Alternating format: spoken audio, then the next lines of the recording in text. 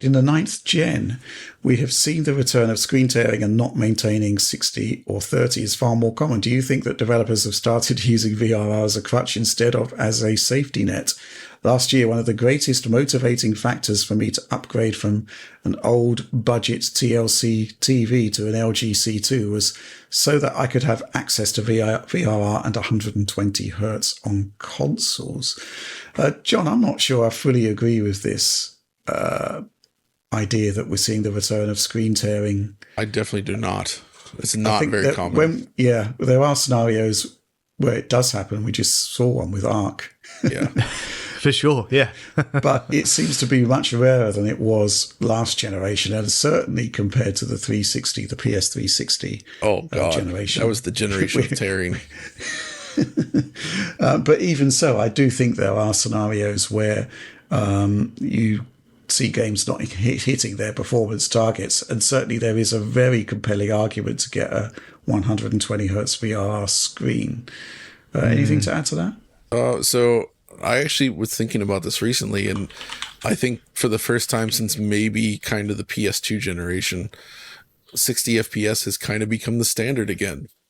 Wouldn't you agree? Like, if you look at most console games released, both big and small, like small as well, like 60 FPS just tends to be the typical target you see, which it hasn't been that way for a long time. I'd say that's kind of becoming a bit more of a grey area as we see. Yeah, but only with some of these big demanding games, right? Like when I say it's like a lot of the big games are 60, but also the medium range games are often 60, and especially you get into the more budget stuff, you pop in any random like piece of junk you found at like a media markt for $5 with some cartoon animals on it that's like nothing. Guess what? It's probably gonna run at 60. That was not the case for a long time. Have you proven that out by buying these games? I mean, for instance, we bought Forksift. It was a Stapelgabler Simulator, the Simulation 2. It's like the Forklift Simulator 2. That's just 60, which is great. Okay. Just random budget stuff like that. Like you just see 60, and that's kind of how it was on PS2 as well. But PS3, PS4 era, that was not the case. In most games, 60 tended to be more of a feature. And now it's just kind of like that's typically what they aim for. And those games that try to push the visual envelope or have other issues are the ones that might slip below it. But even when they do slip below it, it's still pretty good. Like you think back to last gen, we had stuff like Killzone Shadowfall launching with that really unstable frame rate. You had the Tomb Raider Definitive Edition on PS4 that was like mostly 45 FPS, I'd say, if you look at an average. And like once the PS4 Pro and Xbox One X came out, there was so many performance modes that were just more like 45 FPS modes, if you know what I mean.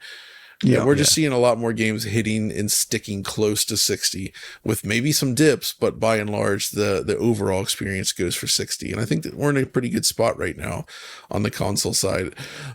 But you did say 30 and issues returning. I think that is mostly due to some of the new Unreal Engine 5 stuff. Some of the new techniques that are being deployed are perhaps pushing it a little bit. Yeah, your Lords of the Fallen and your Avium. Right. Although Avium was only targeting 60. Did they add a 30 mode to it? I can't. No, they never did. No, it was 60. Yeah, it was always 60, but with poor image quality, I would say. Okay. Do you think that, so you don't consider that VRR is being used as a crutch then? I think in most cases, not really. I don't think developers are doing that necessarily. I mean, speaking as someone who hasn't got a VRR enabled display over here, I've got a LG OLED B8 from quite a few years back. I missed the boat on that one, and I haven't felt like I've missed out, but it is for sure one of the top features that I would like to have, along with eArc. But yeah. Okay. I guess, well, here's the thing, right? Because I do remember a tweet from a while back, John, where you kind of assumed that most people had HDMI 2.1 screens, or at least modern screens. Yeah. And it actually turned out that a lot of people were still seeing screen tearing and whatnot, so they were still using more traditional displays. I'd be curious to know what the actual split was.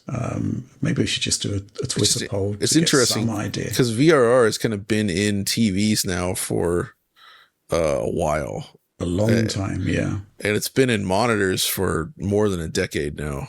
Yeah. So like even lower end stuff, if you bought a TV in the last like 5 years, you should have all these features already. And sometimes if you bought it earlier, you might as well.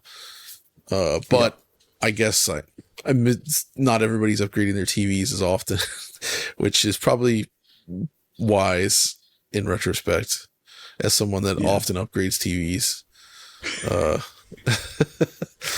I think this is now a really good time to upgrade. Yeah, because the HDMI 2.1 features are mature, and the screen quality these days is pretty special. And you don't have to break the bank in getting an OLED these days. It's quite remarkable. I saw a deal the other day for a 48-inch LG. It was like £660. It was nuts. And I don't want to break your heart on this one, John, but I was looking at the bargain forums. LG had some sort of specific discount code, and people were getting G2 77-inch screens for £1,700. Wow. That's just phenomenal. That's what I paid for my B6 back in right. 2016, 55-inch. Yeah, phenomenal. Yeah, so I'm not sure there's a crutch there as such. And I think as long as there's still a majority of people that are on sort of more traditional screens without VRR, there will be, hopefully pretty good performance. And I think ultimately there's also a sort of push to ensure proper budgeting for, per frame budgeting, to target either 60 or 30 as opposed to some intermediate target in between. I do think we're probably years away from VRR being, offering developers carte blanche to run at whatever performance levels they want within a more wider window. And I think, to be fair, dynamic resolution scaling has actually worked in the other direction, targeting a set performance level by actually adjusting the pixel count on the fly. But certainly not so much as a crutch, but as a sort of insurance measure, VRR is great right now.